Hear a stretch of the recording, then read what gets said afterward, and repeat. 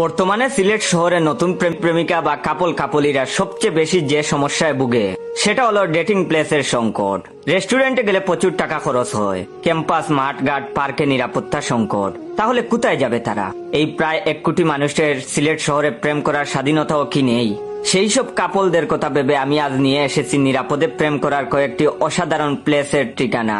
সিলেট বিভাগীয় পাসপোর্ট অফিসে চলে যাবেন, দুজন মিলে সকাল সকাল একটু ঘুরলেই দেখতে পাবেন এনআইডি ভেরিফিকেশনের বিশাল লাইনে আবার দাঁড়িয়ে থাকা লাগে না, বসার ব্যবস্থা আছে আলহামদুলিল্লাহ। একদম লাইনের শেষে গিয়ে দুজন বসে পড়ুন আর যতক্ষণ ইচ্ছা গল্প করুন। হাত ধরে কসলি বা কাঁধে মাথাও রাখতে পারেন, কেউ কিছু মনে করবে না। সবাই ভাববে হাজবেন্ড ওয়াইফ, কারণ পাগল না হলে কোন প্রেমিক প্রেমিকা পাসপোর্ট অফিসে প্রেম করতে যাবে?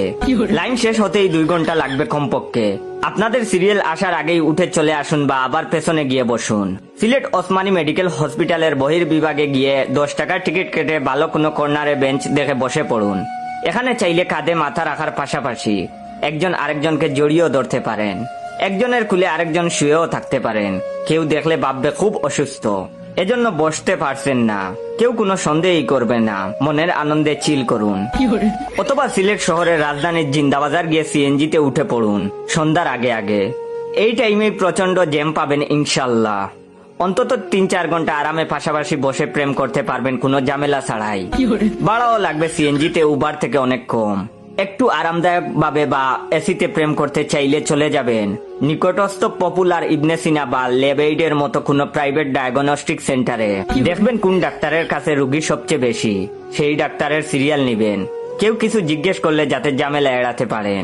তারপর পেছনের দিকে বা কর্নারে বসে পড়ুন আর এসির বাতাস খেতে খেতে প্রেম করুন নিশ্চিন্তে।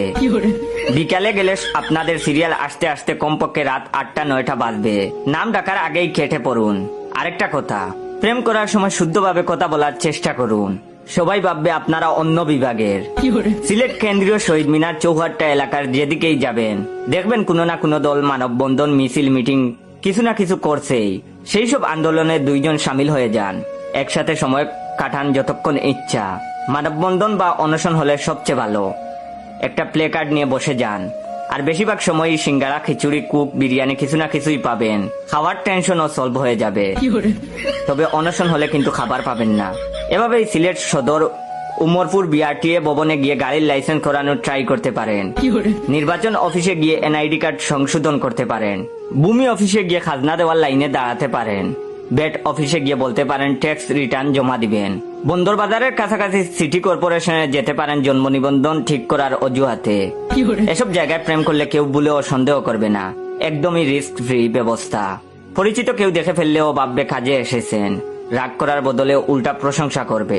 এছাড়া পলিথিনের রাজ্য টিলাগড় ইকো পার্কে যেতে পারেন। এটাই একমাত্র পার্ক যেখানে কিছু দেখতে পারেন আর না পারেন। চিপায় চাপায় শুধু কদমের প্যাকেট পাবেন। এখন অনেকে বলবে আমি হয়তো গিয়েছি এখানে, এজন্য এসব জানতে পেরেছি। হ্যাঁ, আমিও গিয়েছি একদিন। আমার